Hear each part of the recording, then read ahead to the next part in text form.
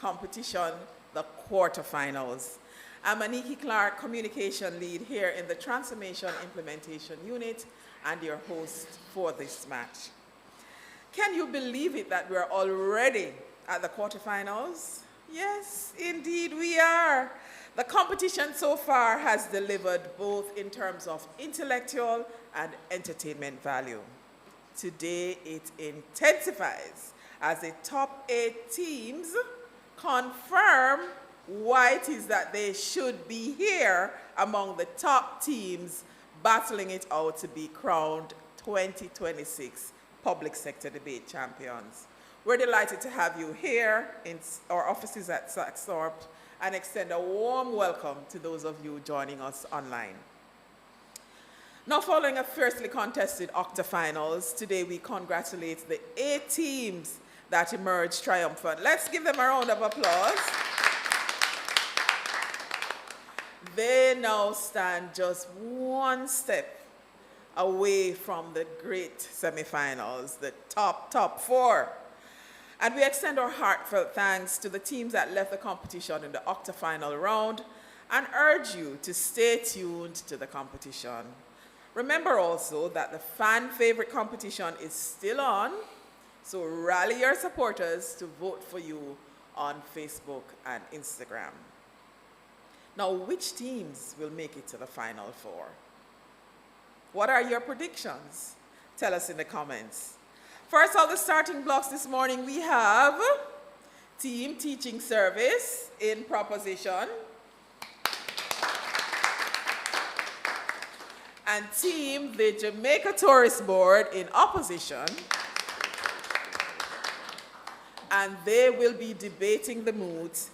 Be it resolved that the government should significantly expand public transportation, even where this reduces the market share of licensed private public passenger vehicle operators.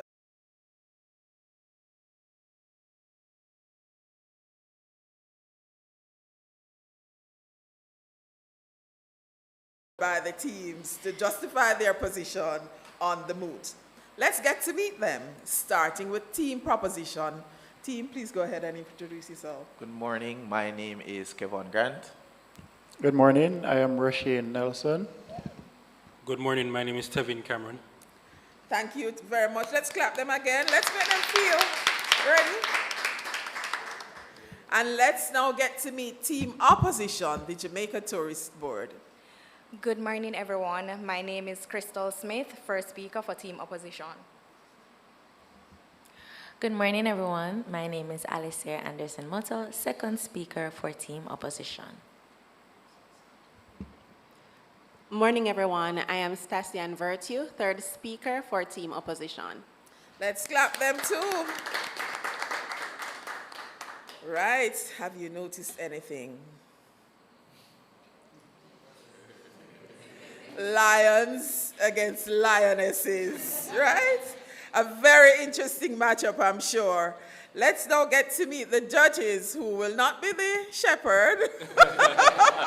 Let's not devour them, but they will judge the match. All right, good morning, everyone. I just want you to know that reaching to the quarterfinals is no small feat. You have defeated 75% of the competition so far. If you win this match, the worst position you can come is 4th place, all right? And so, no pressure, well, good luck. Of course, I'm Ravon Thomas Matthews, and I'll be your chair judge for today. Good luck to both teams. Good morning, everyone. Congrats on reaching the quarterfinals. I'm Kaliseti Vasa. I'll be serving as one of your ring adjudicators. All the best. Pleasant morning, everyone. My name is Jerome Reynolds, and I'll also be serving as one of your wing adjudicators for this match. Thank you very much, judges. Perspective matters, right? And the fact that, Ravon just said it, you've gotten to 75% of the journey. It's not to be taken lightly. So good luck, teams, and I will enjoy the match from the audience. I hand over to you now, Ravon. Thank you very much, Aniki. All right, ladies and gentlemen, so the moot before us once more reads, be it resolved that the government should significantly expand public transportation even where this reduces the market share of licensed private public passenger vehicle operators. And so the rules governing this debate will be the Jade parliamentary debate format. First speakers, you'll have 7 minutes to present your case. Second speakers, you'll have 6 minutes each. Third and final speakers, you'll have 5 minutes to present your case. The first and last minute of the first 2 speeches are called protected time. During protected time, no points of information will be allowed. Outside of protected time, we not only allow points of information, but we encourage them as well. Of course, during the reply speeches, there will be no points of information. You will know when you've exited your first period of protected time because you're going to hear the bell ding once. When you've entered into your final minute of your speech, you're going to hear the bell ding once again. And when you've used up all of the time that I just described earlier, you're going to hear the bell ding twice. Now, that means that you are at the allocated time, but perhaps you have like a really pressing idea or you want to finish a particular thought. We give you 15 seconds after that to wrap up your thoughts, after which you're going to hear the bell ding continuously. And of course, that means that you're no longer scoring any points, the judges are no longer listening, and you should yield the floor so that the debate can continue. All right, of course, between the first and second speakers and the second and third speakers, we'll have 2 periods of cross-examination each, but I'll tell you a little bit more about the cross when we get to that part of the debate. The first match in the quarterfinals of the public sector debate competition for 2026 starts now. We invite the first speaker from Team Proposition, the teaching service, to take the stage. Please make welcome Kevon Grant.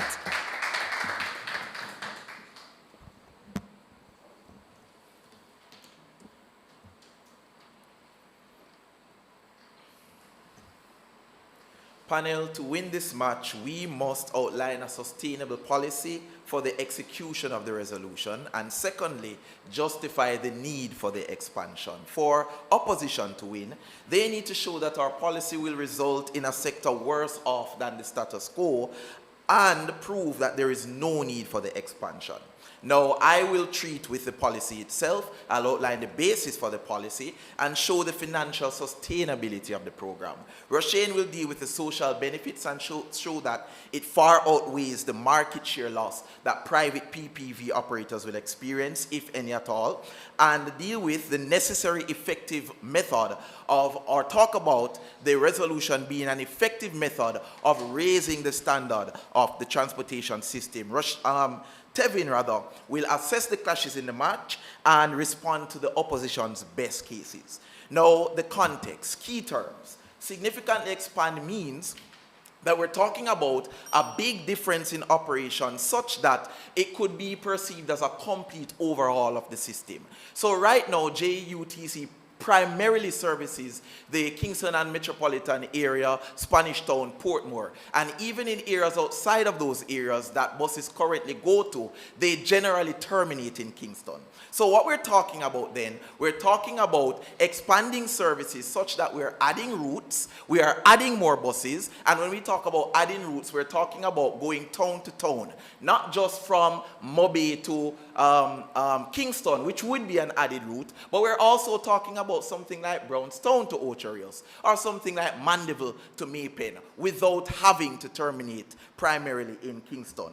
Now, when we talk about public transportation, we're talking about the fleet of PPV vehicles owned by the government. That includes JUTC, Montego Bay Metro, Rural School Bus System. Reduction of market share talks about the understandable reality where private PPV owners will end up having less passengers as a result of our expansions. And that's what we're talking about. When we talk about licensed private PPV, and this is important because there's no such license as a private PPV. All of them are PPVs. But what we're talking about are the set of servicers of public transportation who are not owned by the government or not paid by the government. So we're talking about taxis, Knutsford, Uber, InDrive, versus now the public transportation where we're primarily talking about JUTC. Now, when we say even where in this motion, it means that we accept that it is natural and possible that PPV owners will have less of a share, less passengers to transport when we do the expansion, and we think that that is okay. So that means that what we are talking about today is that the government should add routes to and increase the fleet of the publicly owned PPVs, even if those not owned by the government stand to lose financially. Now, let's get into the meat of the matter. Firstly, how is this going to work? What it looks like, and I explained a lot of it earlier, is that when we talk about new routes, it means that there are currently routes that the public use that JUTC buses do not service. And so we will expand by adding routes to the JUTC buses to those areas. And we're not just talking about taking people in and out of Kingston. We're talking about taking people from probably Hanover to Westmoreland. We're talking about taking people from probably St. Anne to St. Mary. And so all of those routes that are only serviced by private PPV operators will now be serviced by JUTC buses. No, it also includes the expansion and addition of long-haul travels. We know that already there have been introductions of Ultra Rails to Kingston, introductions of Port Antonio to Kingston. We're talking about making this standard island-wide. No, this will naturally require us to expand the fleet. And what we're hoping to accomplish in 7.5 years, double the fleet that currently exists. We have approximately 500 buses available. We are hoping that in 7.5 years, we can get to about 1,000 buses. Now, let's talk timeline. Well, I just mentioned it, but how did we come by the timeline? Currently, with the experiments that JUTC is doing, there's about 2 to 3 routes that are being added over a 2-year period, right? And if we assume there are 150 major towns island-wide, and we assume that that's the amount of routes we're going to need to add, then if we can manage 20 routes per year, then 150 divided by 20 gives us 7.5 years, and that's the timeline. Now, what's the cost? Right now, the good thing is JUTC is experimenting. What we're talking about now is actually implementing and a rapid expansion of what's happening. So currently, they've spent about 100 new LNG and electric buses. Write this down, judges. That is a plus on an environmental side, that they will have to be able to show that in their status quo, this will be better for the environment as opposed to us getting new LNG and electric buses. So the spend is about 2.5 billion Jamaican dollars, right? The current fleet is approximately 500. New buses are averaged at 3 to 10 added buses per route. And currently, the total operational cost is about 14 billion. When we do this, we're talking about an operational cost of probably somewhere around 26 billion, right? But look at the revenue. Right now, revenue is about 2 billion, but if we can double the fleet, we're talking about somewhere 5 billion. We'll make more money. Why? Because right now, we are already exceeding the expectations in terms of revenue. Now, why is this important? And this is substantive. The question is this sustainable? It is, because right now, for every billion that is being spent, the government, or every billion that is being earned, the government is spending 7 billion. With our plan of expansion, for every billion earned, we will spend 5.5 billion. What does that tell you? It tells you that there is value in the expansion on an economic front for the country.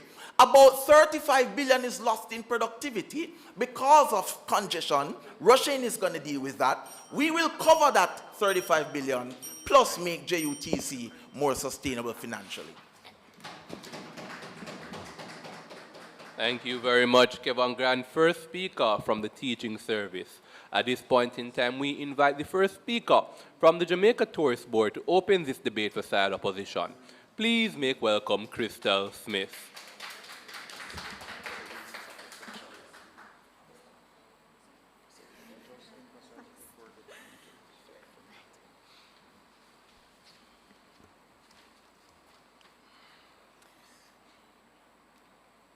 Team Proposition have advanced a conflicting narrative that undermines their own case. The proposition case is internally inconsistent. On one hand, they claim private operators are essential because public transport is insufficient. Yet on the other hand, they advocate expanding public transport significantly to reduce the market share of those same operators. These positions cannot logically coexist. Licensed PPV operators are registered. They are the ones that have the red plates. Ride-sharing service such as InDrive is not licensed PPV operators. The proposition spoke about creating new routes from parish to parish. We already see JUTC doing that, and yet it is still insufficient. Tell me, how is this better for the environment? What the proposition calls expansion, evidence described as underutilized vehicles and systems that cost more while delivering a service that is less. We stand in opposition against the move because the government is not well positioned to significantly expand public transportation, especially where it encroaches the viability of licensed private public passenger vehicle operators, PPV. We do not oppose improving public transportation. What we oppose is a blanket aggressive expansion that undermines existing business, threatens livelihood, ignores fiscal and operational realities, and risks creating insufficiencies within an already strained public system. Not accepted. As the first speaker, I will present a balanced and pragmatic approach to transportation reform, one that improves safety, expand access, and protects livelihood. Our second speaker will demonstrate why our models will deliver superior outcomes, and our third speaker will further prove to you that our side presents a more rational and effective outcome. Firstly, the proposition highlights a key reality in the first speaker's speech. Public transport system will fail when policy ignores real user behavior and market dynamics. The issue is not a lack of transportation, but gaps in regulation, enforcement, and route planning. Point of information. Not accepted. Therefore, rather than pursuing aggressive expansion of government-operated service, we propose a two-part policy focused on improving passenger safety and service quality through stronger oversight and better coordination within existing transport network. Our first policy strengthens safety and accountability in the PPV sector through enhanced regulation, including stricter background checks, targeted driver training, mandatory in-vehicle dash cams to monitor driver conduct and mitigate against harassment and bad behavior, with consequences for non-compliance. Furthermore, we recommend implement a QR-based trip verification system and passenger mobile application that allows commuters to verify the legitimacy of vehicles and drivers, share trip details with family and friends in real time, and report misconduct. Not accepted. This modernized technology-driven approach enhances passenger safety, strengthens accountability within the sector, and provides regulators with real-time data to identify and sanction operators who engage in unlawful practices, including fare inflation. Our second policy implement mandatory vehicle speed trackers with automated alerts to patrol when PPV operators exceed speed limits. This ought to curb bad driving with dash cams for verifying reports. Together, these measures reduce risk, deter reckless behavior, and create meaningful accountability within the sector. Importantly, they can be implemented with minimal infrastructure changes and at a significantly lower cost than large-scale expansion of public transportation with equipment costs incorporated into license requirements operators. Not accepted. Additionally, poorly managed expansion can worsen outcomes by threatening livelihoods of thousands of Jamaicans. PPV operators remain the most widely used form of transportation, serving areas that the JUTC don't.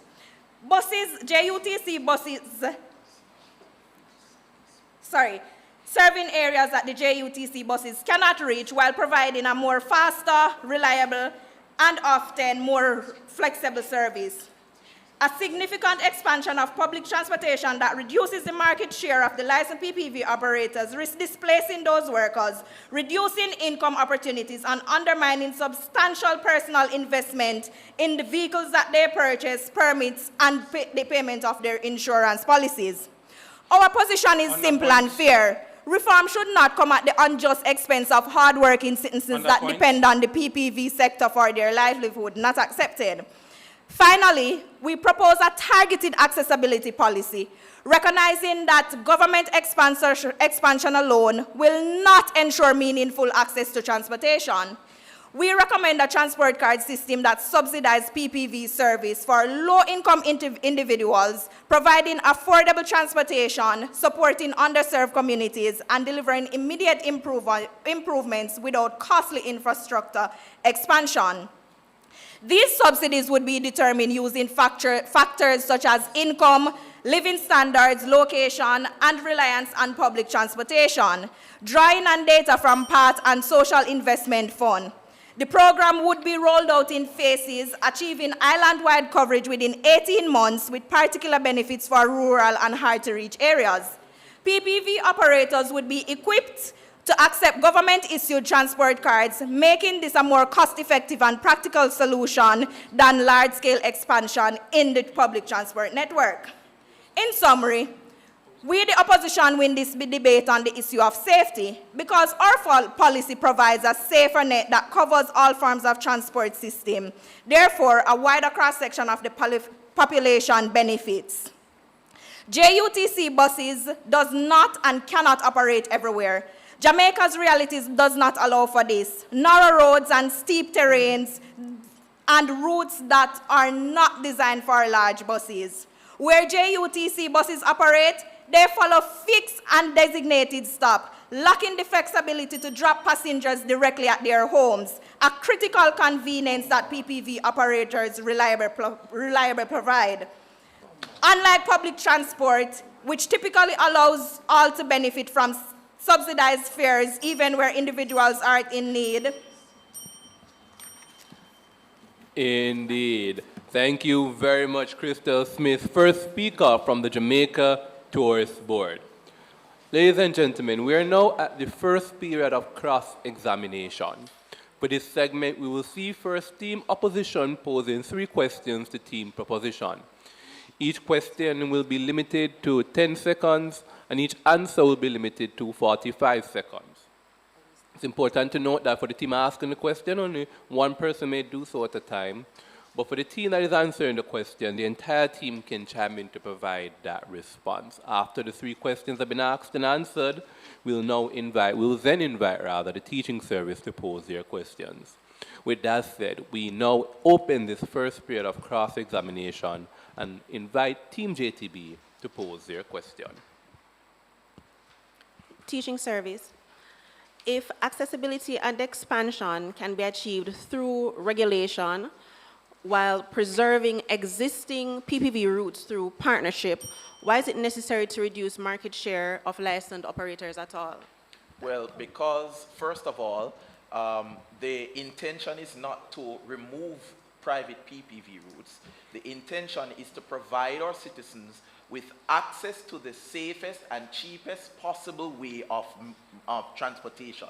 So firstly, the issue of livelihood is your concern. It's not a concern based on the very last thing that the first speaker said, because the buses will not be able in all cases to drop you at your gate, but the taxis that remain will be able to do that. Take the cheaper route from point A to point B, take a taxi towards that area. But our policy at least does what yours don't. It gives people access to cheaper and safer means of transportation across a wider area.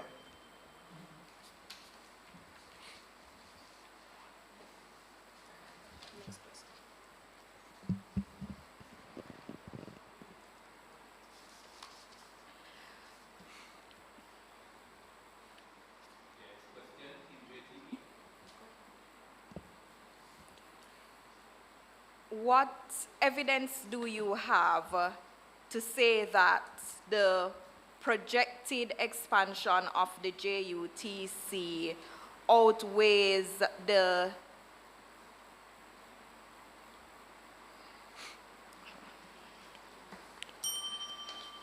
All right, you want to answer or ask them to repeat?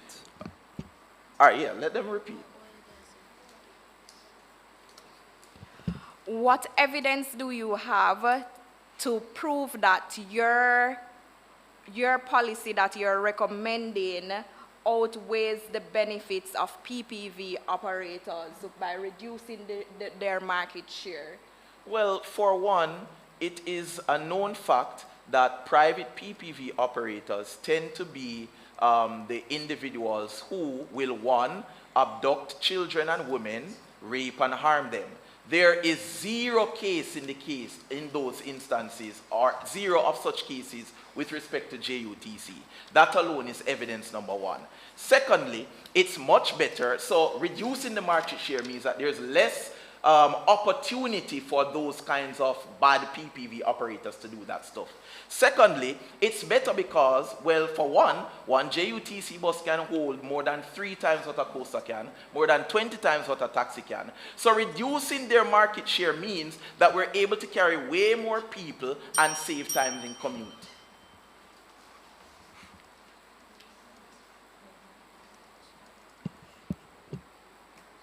Can I go ahead?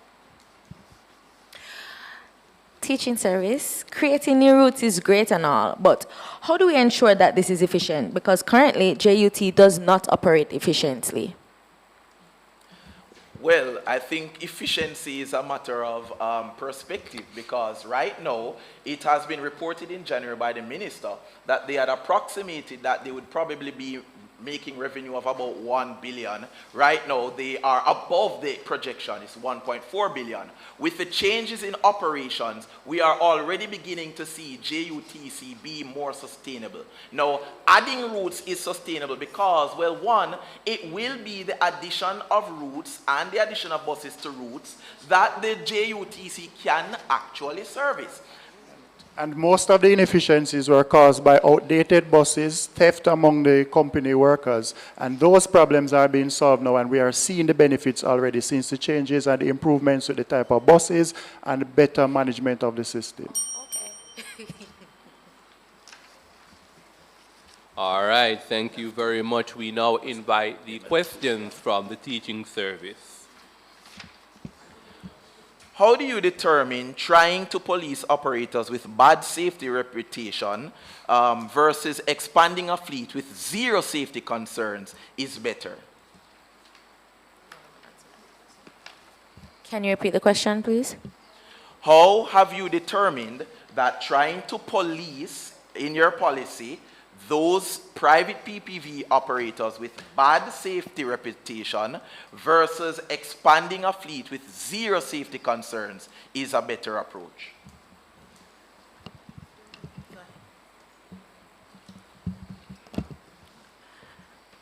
Your question assumes or takes for granted that there are zero safety concerns within the JUTC. It does not account for the existing safety concerns there, whereby abductions are prevalent in that space as well. And it also does not take into consideration the points mentioned by my first speaker, whereby we would be implementing internal dash cams, automated reporting systems, and other avenues to not only regulate but curb bad driving and other associated areas of concern with PPV. One JUTC bus can accommodate more than 2 times a coaster and more than 20 times a taxi. How is that not better for speed and transport and solving a congestion problem? One of the best things about the flexibility of PPV is that their usage of our road network is actually based on demand and supply. We can all testify that where there is lower demand when school is out, there are less taxi operators on the road. On the other hand, with the rigid schedules of these larger buses carrying two persons in off-peak times, they still contribute to excessive congestion on the road network.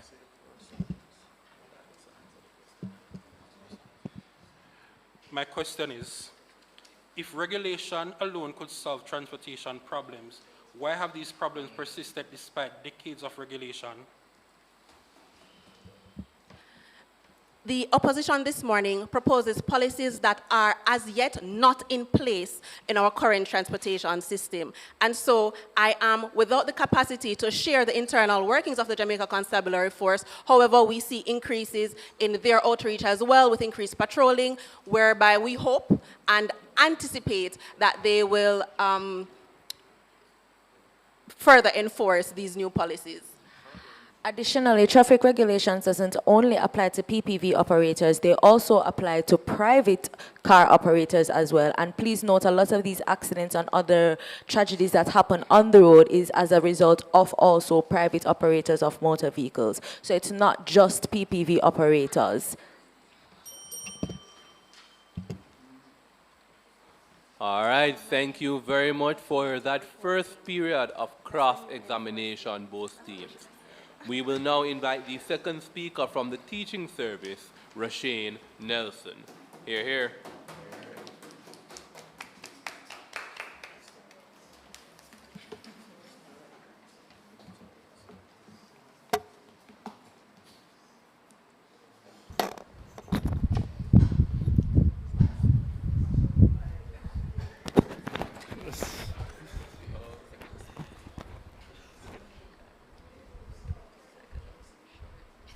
Mr. Speaker and members of the panel, follow me as I show you that there's an inextricable link between Vision 2030 and our policy.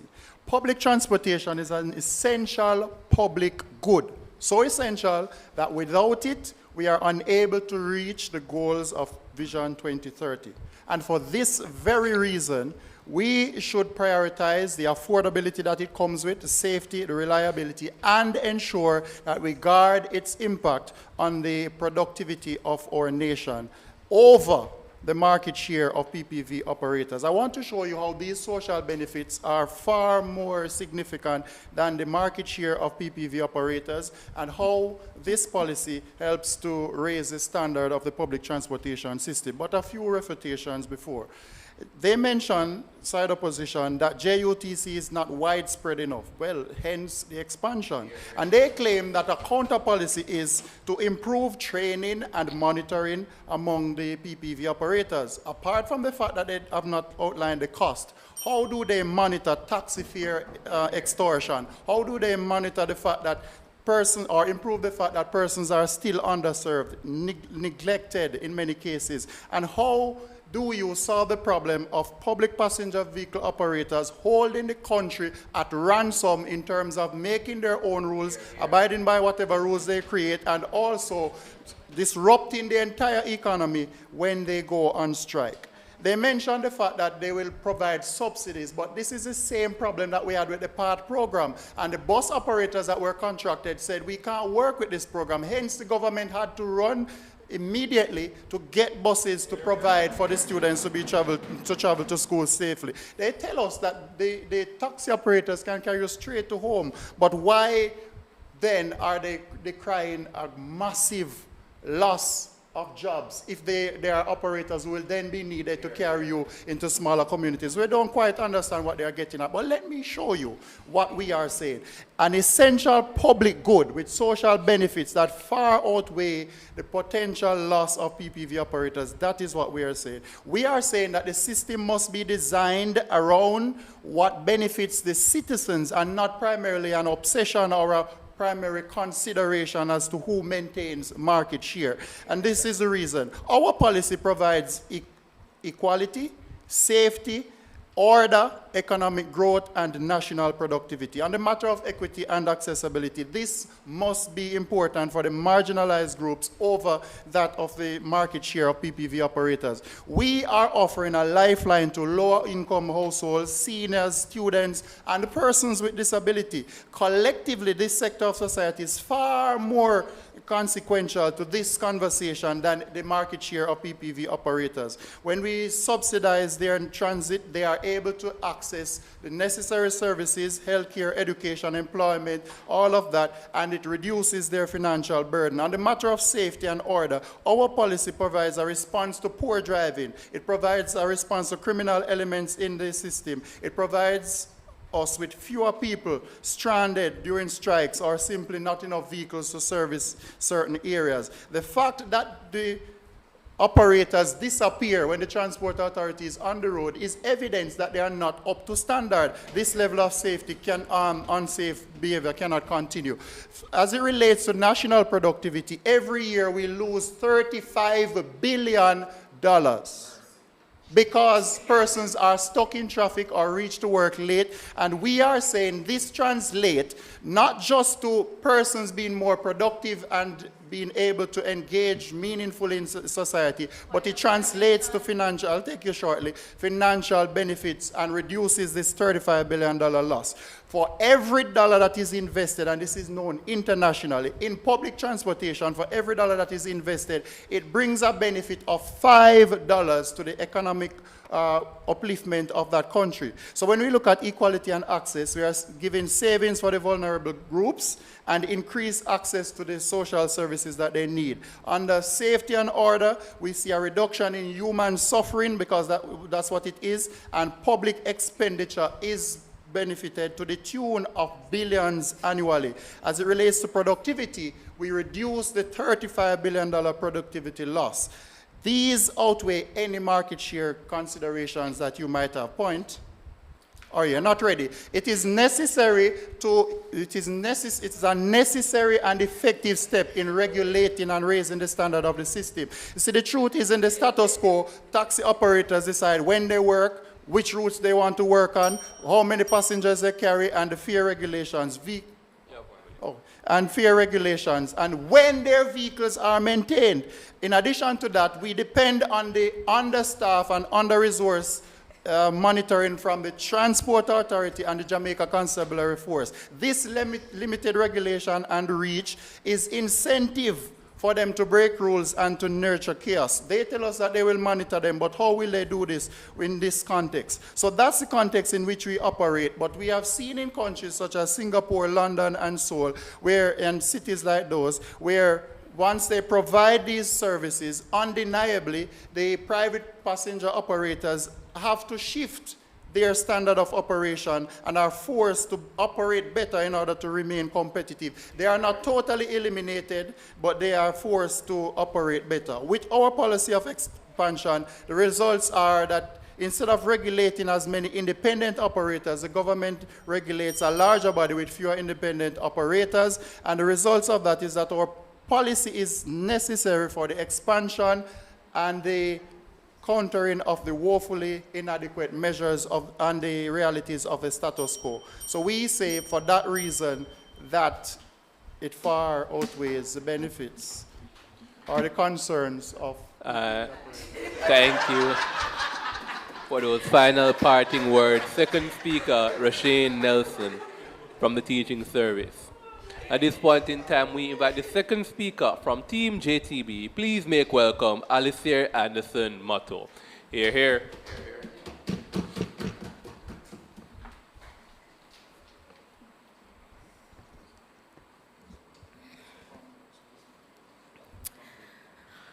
Honorable adjudicators, ladies and gentlemen, my hilarious opponents, a wonderful good morning.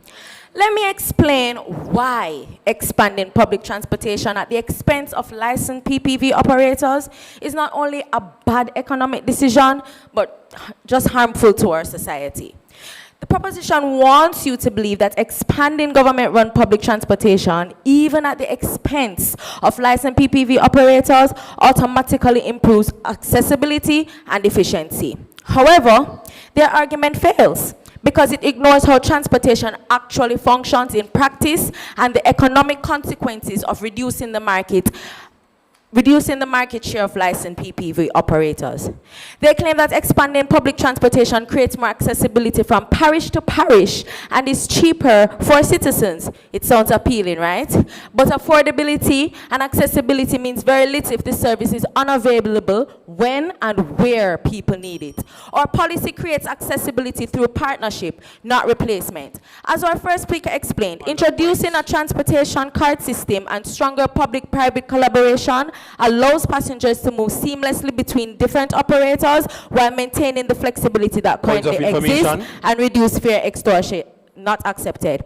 PPV operators already serve communities that the JUT buses often cannot serve because they're either in rural areas, have narrow roads, low demand routes, and areas where passenger numbers fluctuate throughout the day.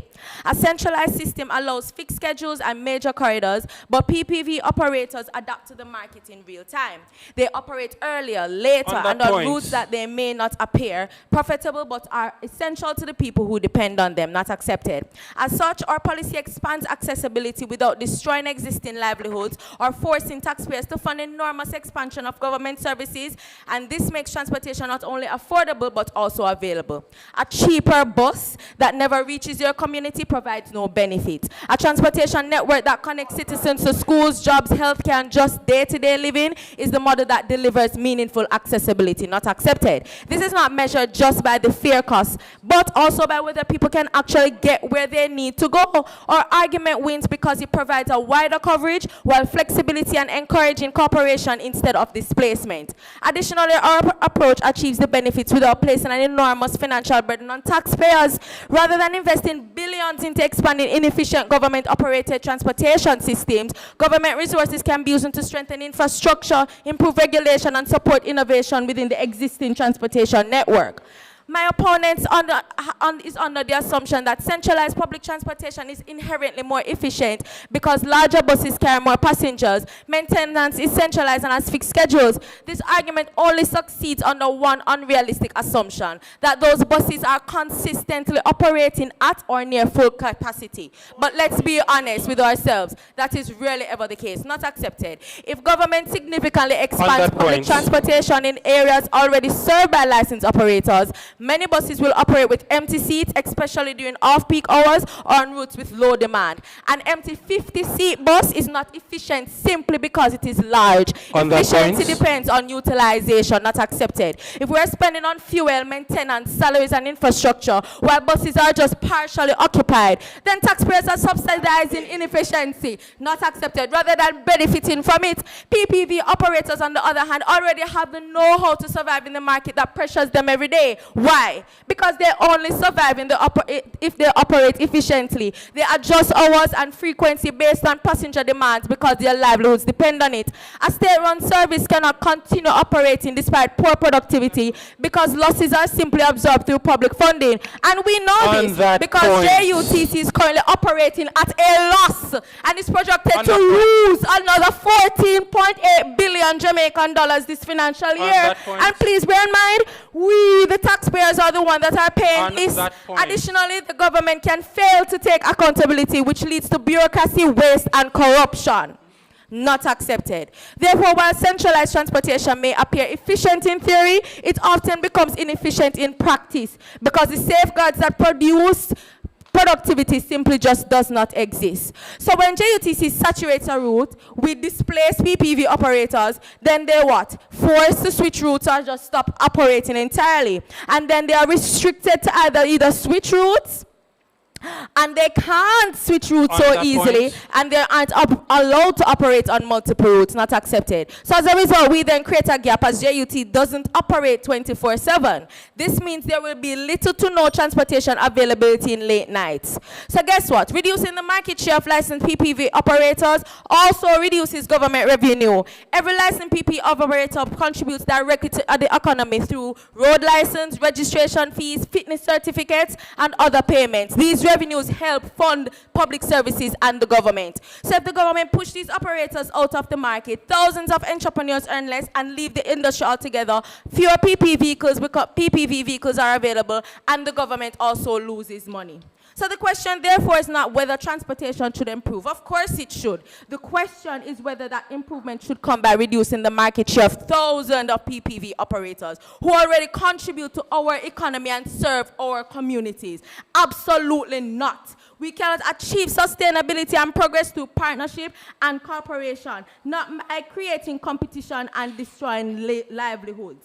So therefore, I proudly stand in opposition to this mote. Thank you. And thank you very much, Alistair Anderson Motto from the Jamaica Tourist Board. Ladies and gentlemen, we are in the second period of cross-examination. This time, however, we will invite the questions to be posed first by the teaching service.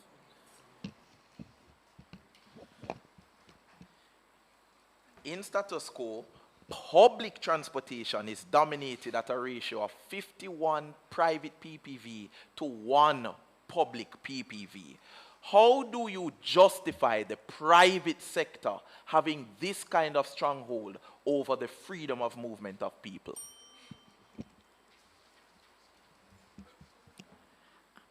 The ratio you described ignores the context within those numbers fall. So 50 to 1 is an average that is not real in a rural or remote space that is not served at all by JUTC. So whereby you see private sector having a monopoly, the people of Jamaica see a necessary service that is being provided not by a random entrepreneur, but by their neighbor, the man down the road, their church brother. This is not a monopoly. This is a public good being serviced by community members one to another. There's researched public demand for the JUT expansion, evidence that PPV operators cannot service markets, especially in peak hours. What justification exists for maintaining the status quo?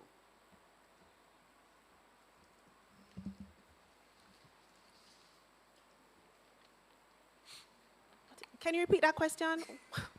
Given the research demand for the expansion of the JUTC and the fact that PPV operators fail to service the private PPV operators fail to service the market adequately, especially during peak hours, what justification exists for maintaining the status quo? Presently, the PPV operators that you mentioned do service the market, whether in peak season or off-peak.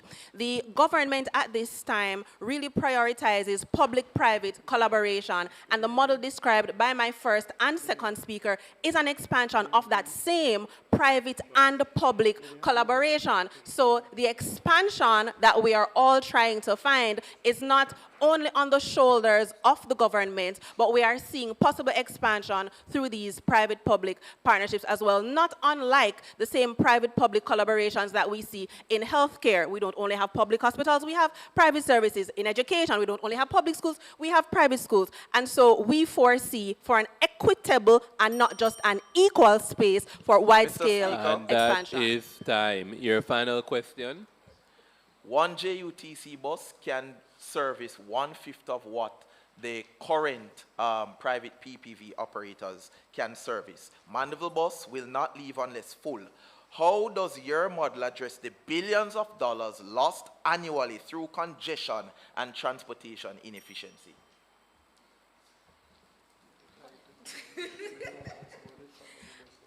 The billions of dollars that you mentioned that are lost through congestion are not simply at the foot of motorists. They are also, it happens as a result of the current road network. So not just vehicle, but we find that in our consistently improving and developing Jamaica, that we also need to widen our roads. I mean, teaching service, you are advocating for expansion of your buses and we are not seeing consistent bus lanes. Are you proposing more congestion for more losses for the country?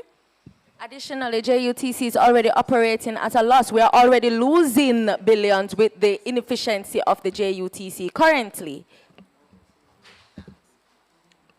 All right, thank you very much. Now your 3 questions, Team JTB.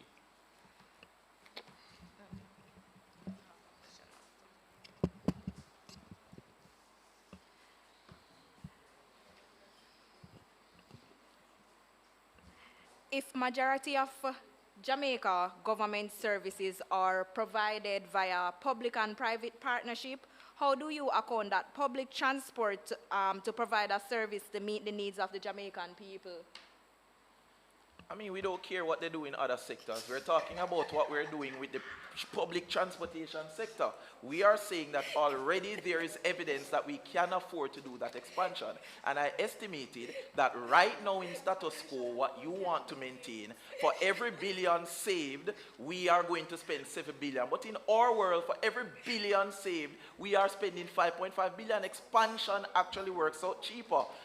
And for every billion invested, that's 5 billion in benefits. You seem to characterize us as totally against these operators, but we are saying we will expand for the benefit of the citizens, even if it means going into their market share. And that is fundamentally why we think we must expand.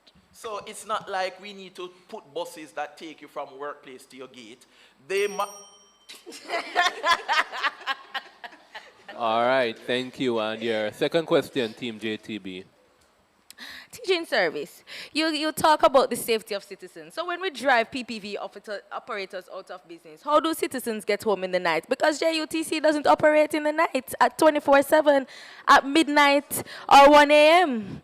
The bus does not need to take you from your workplace to your gate. We have advocated for an expansion of additional routes from town to town and outside of the Kingston metropolitan area.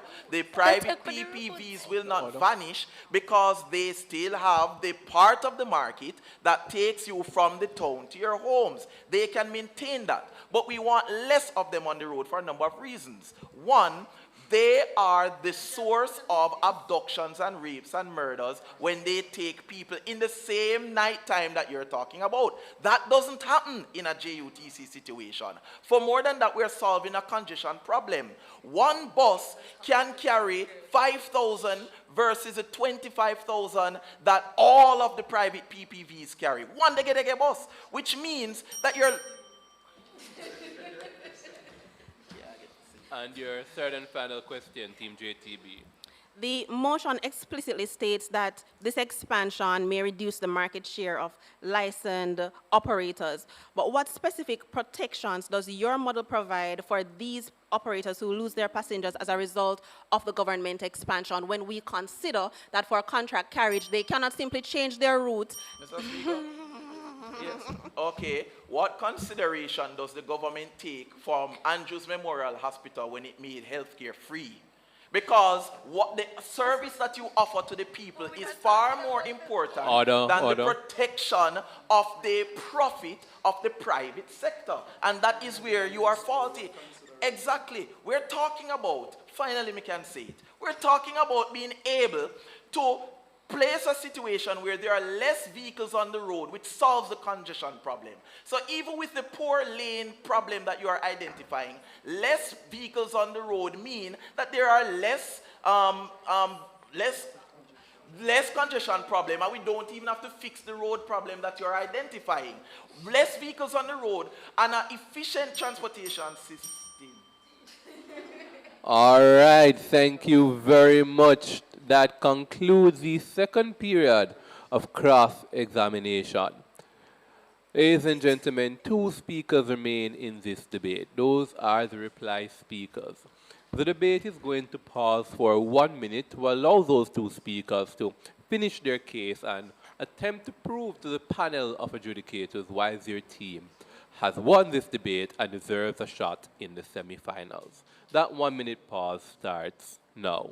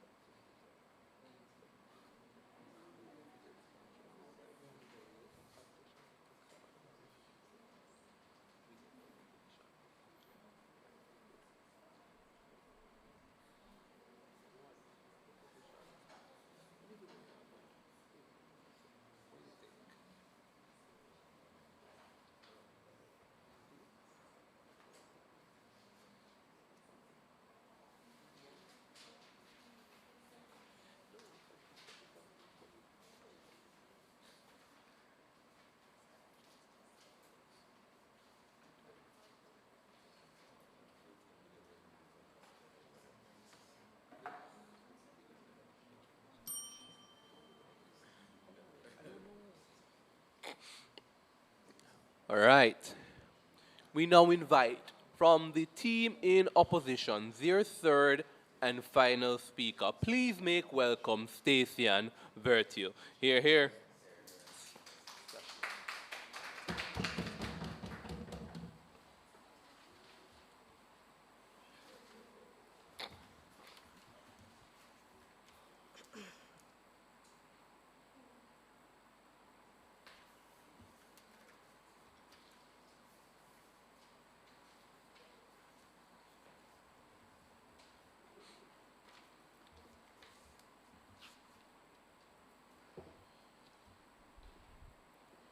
Honorable adjudicators, opponents, ladies and gentlemen, good morning. The question before us is whether the government should significantly expand public transportation, even when doing so reduces the market share of licensed PPV operators. We say no. Throughout this debate, the proposition has attempted to persuade you that this government expansion is the solution to accessibility, safety, and efficiency. However, they have failed to prove two critical things. First, that reducing the market share of licensed PPV operators is necessary to achieve those outcomes. And second, that government expansion can achieve those outcomes more effectively than the opposition's proposed coordinated public-private model.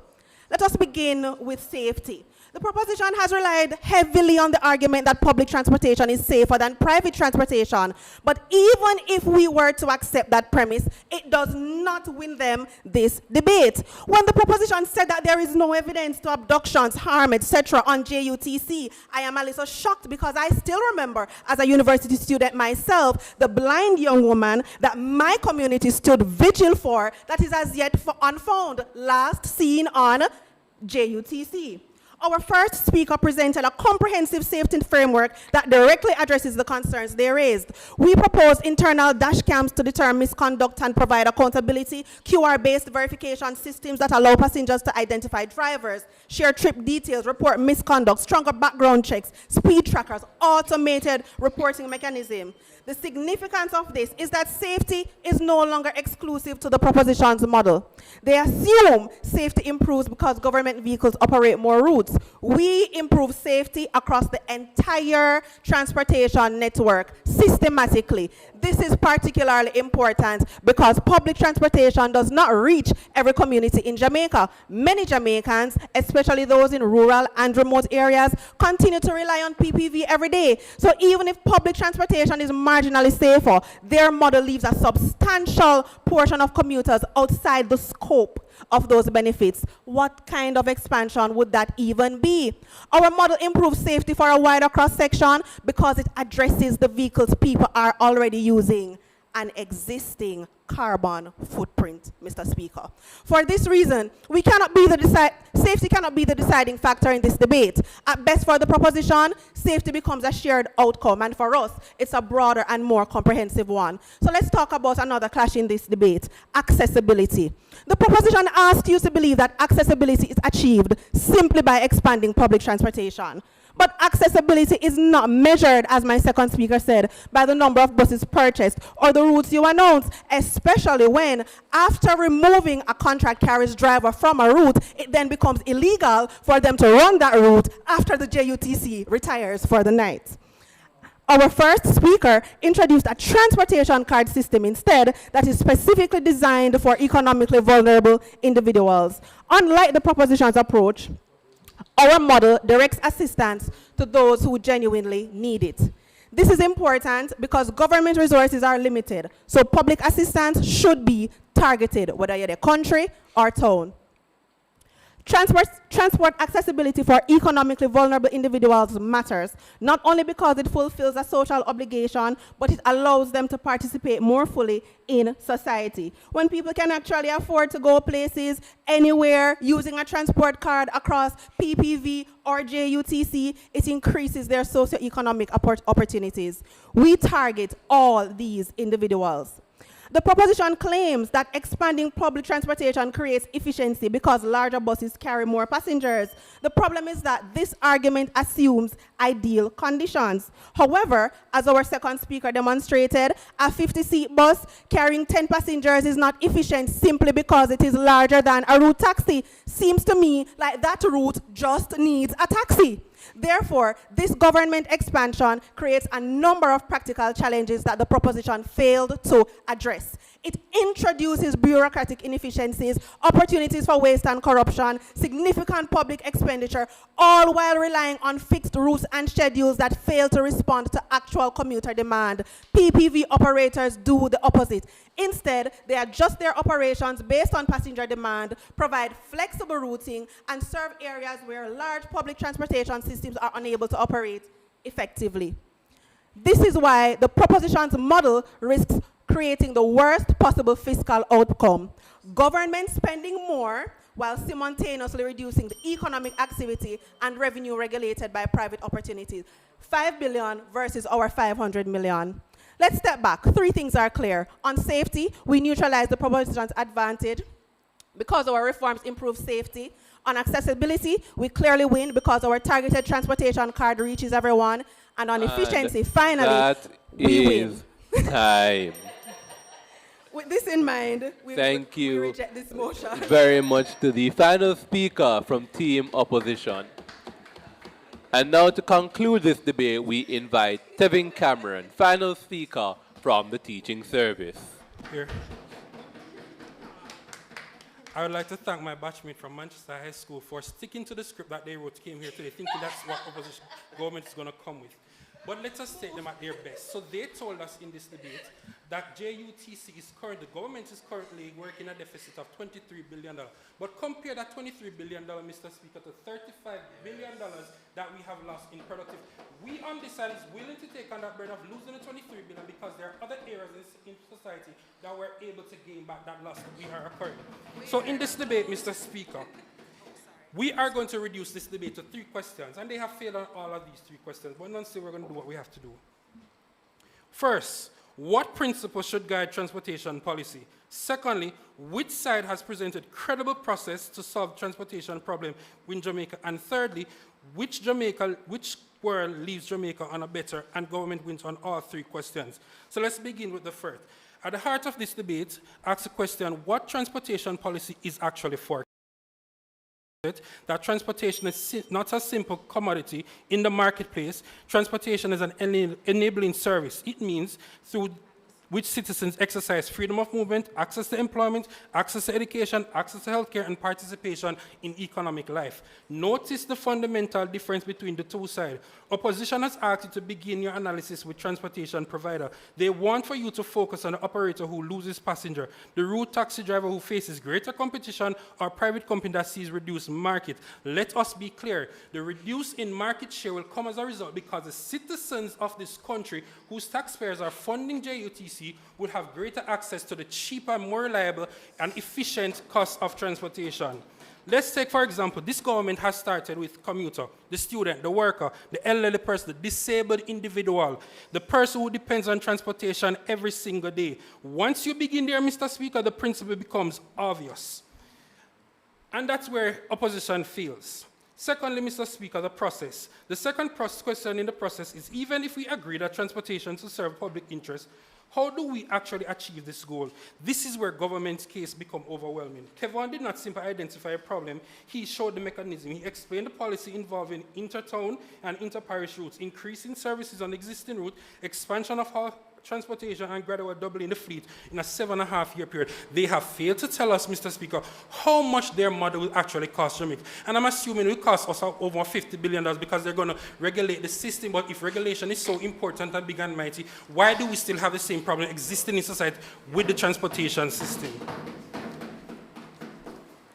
Secondly, Mr. Speaker, the outcome. The third, what kind of world emerges after implementation? This is where the contrast becomes impossible to ignore. In opposition world, transportation remains largely organized around profitability. Services continue to concentrate where commercial incentives are strongest. Underserved communities continue to depend on whether operators find them financially attractive or not, or decide if they want to work today, they will work. If they don't want to work, so let it be. They don't have the public interest at heart. Rushing demonstrated that expanding public transportation produces social benefits that far outweigh any reduction in the market share. Students gain access to education, elderly citizens gain access to services, people with disabilities gain access to transportation, low-income families gain access to more affordable travel options, workers arrive at work more reliable. Business gain labor, economic benefits are improve mobility. They talk about 35 billion, but yet still up to their third speaker, the reply speaker, have not quantified what their policy is going to cost this country, Mr. Speaker. Now let's close this debate first. Who transportation policy ultimately serve? If the answer is transport providers, then they win this debate. But the answer is citizens, commuters, workers, students, ordinary Jamaicans who depend on transportation every single day. We have never in this debate, Mr. Speaker, said we're going to revoke anybody's license. We have never told this House that we're going to ensure that JUTC carry from Kingston, downtown Kingston to Knockpatrick in Manchester. No, we never argued that. We talk about intertown, we talk about parish to parish towns, Mr. Speaker. That is what we debated in this motion. We showed that expansion is necessary. Roshane showed you that the benefits overwhelmingly outweighs the cost. Together, we have all demonstrated on the government bench that transportation policy should not be judged by should be judged by the opportunities it creates rather than the market share it preserves. Opposition defended transportation market, government defended the people who depend upon this transportation. And for those reasons, for all those reasons, advanced throughout this debate, we are proud to propose this motion.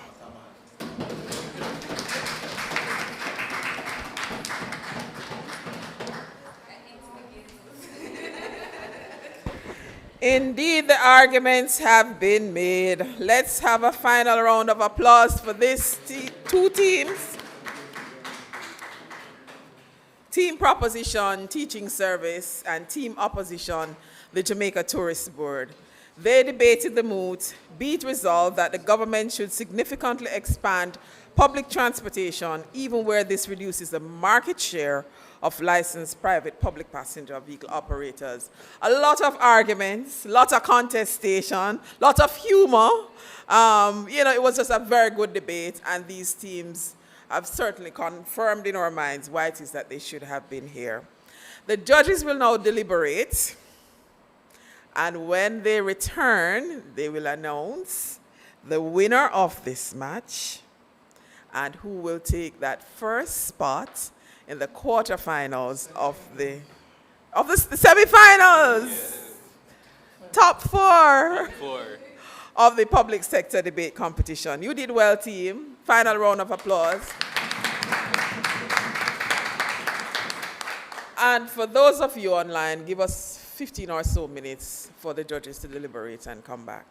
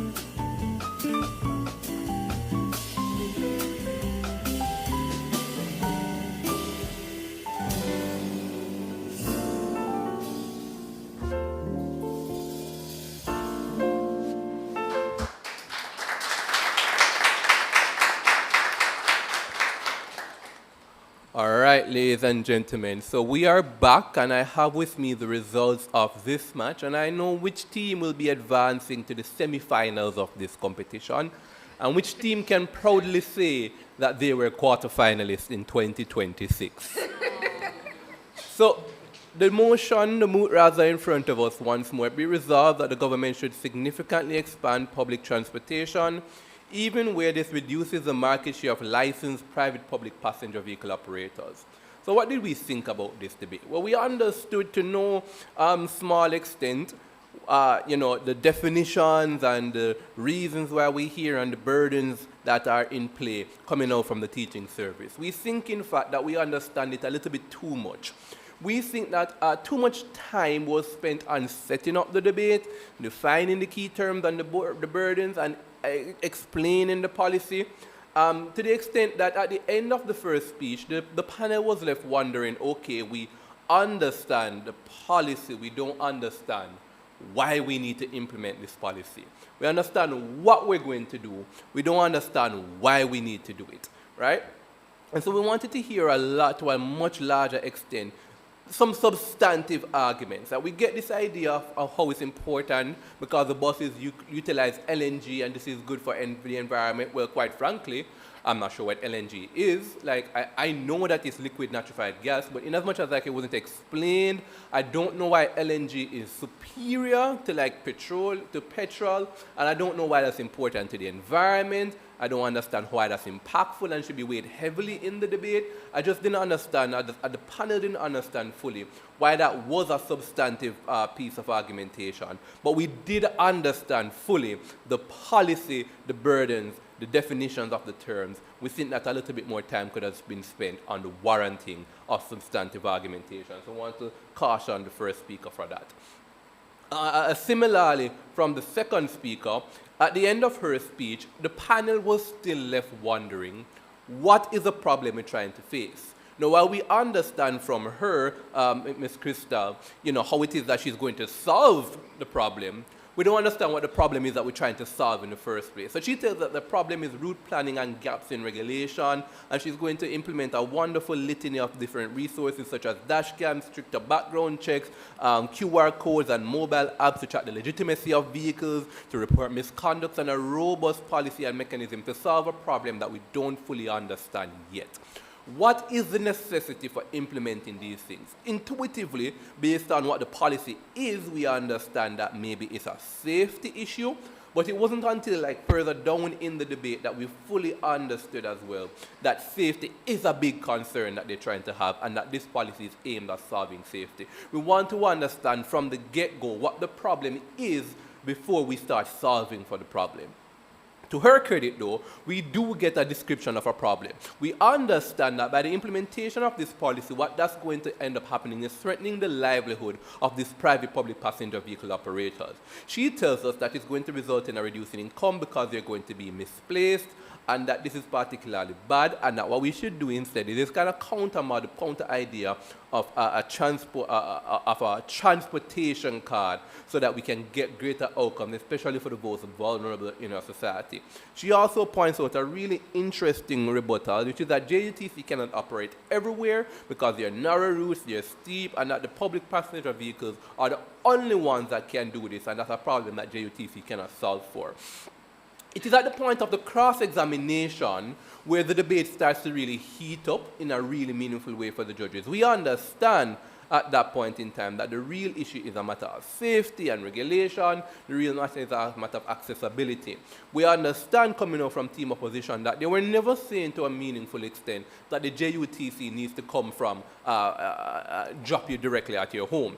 They contend that it simply needs to bring you from city to city, town to town, metro to metro, and all of these in particular areas. And then there's still going to be an opportunity, an area that exists for these private passenger vehicles, public passenger vehicles, these taxi operators, in-drives, Ubers, to operate between those particular realms. Now we understand that the question then becomes, where are the clashes that lie in this debate? From the cross-examination, we understand coming up from team proposition, they're trying to solve a congestion.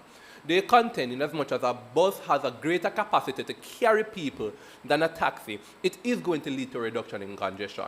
We understand greater coming out from Rasheen Nelson, this idea that by investing in the public transportation system, what that actually mechanizes rises into, is some great amount of like benefit, nominal figure that exceeds beyond the investment in the public sector. They contend that we don't have to get the money back from the public sector, from the public transportation. They contend that we can get the money back through some sort of increase in efficiency. $35 billion was the figure that was quoted. Now, we hear that figure. That sounds like a really good and interesting figure. We don't know why that figure is true. We don't know the mechanisms that allow for me to put money into what is objectively an inefficient transportation system by first perhaps own contention in the numbers that they're giving. $1.5 billion invested, $5 billion invested, give me about $1.5 billion. That's a best case scenario for them, which is intuitively inefficient. But they contend but that inefficiency is okay because you get greater outcomes that's based on that accessibility. Fine, intuitive, we don't understand how that works out to $35 billion. We don't know why that is true. We don't know how that works. To OPS discredit, we never hear that direct challenge as well, pointing out that lack of mechanization, but that is something that we will also bear in mind. But we do appreciate that there exists some return on investment that exceeds the initial investment that comes out from just putting the money in the JUTC system. And we buy it to a large extent. They contend that you get less congestion, and that congestion and access to public transportation leads to bad outcome.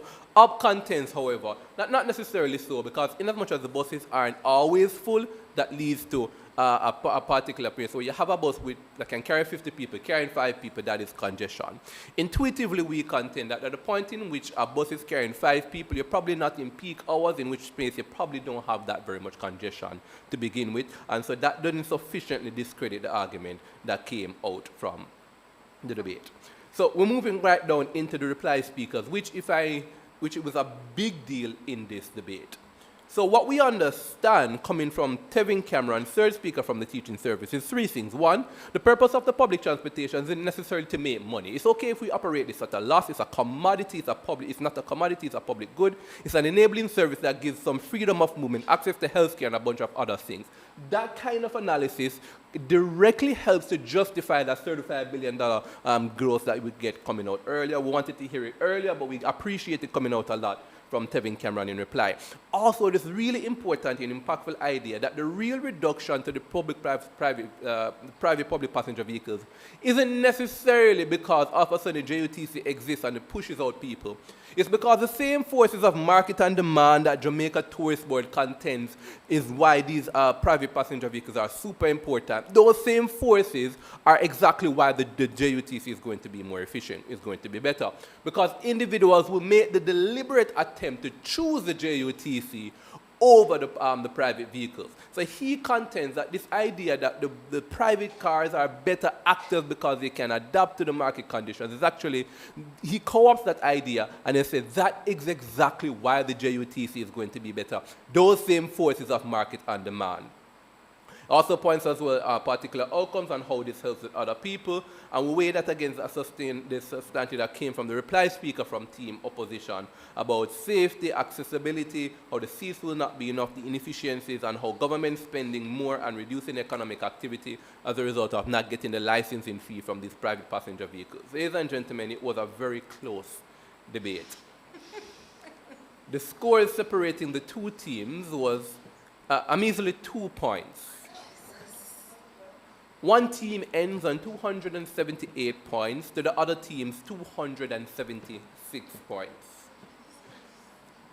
The team winning this match and who will be advancing to the semifinals of this competition is the team in proposition, the teaching service.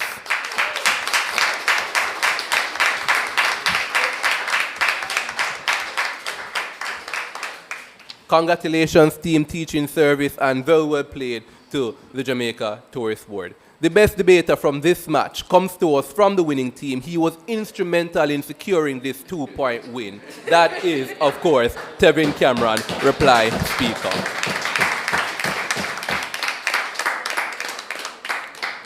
And of course, for all best debaters from the quarterfinals onward, we have a special prize to celebrate your accomplishment. We now invite Aniki Clark, Communications Lead from TIU, to present that award to our best debater.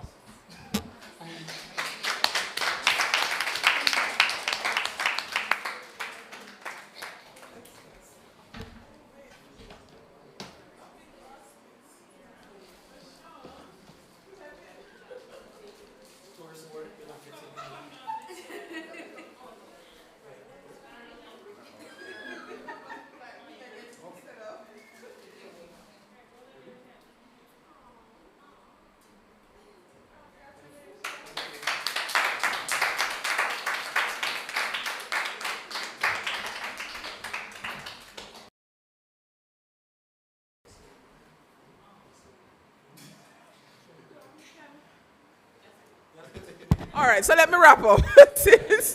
As Ramon said, it's the end of the first match in the quarterfinals round, and we just had the Ministry of Foreign Affairs winning their match. So we know that Teaching Service on 278, Ministry of Foreign Affairs also on 278, will go through to the semifinals. And farewell, my dear ladies from the Jamaica Tourist Board. You've been awesome. Your invitation is open to the finals, and we look forward to having you. Congratulations, Men in Black.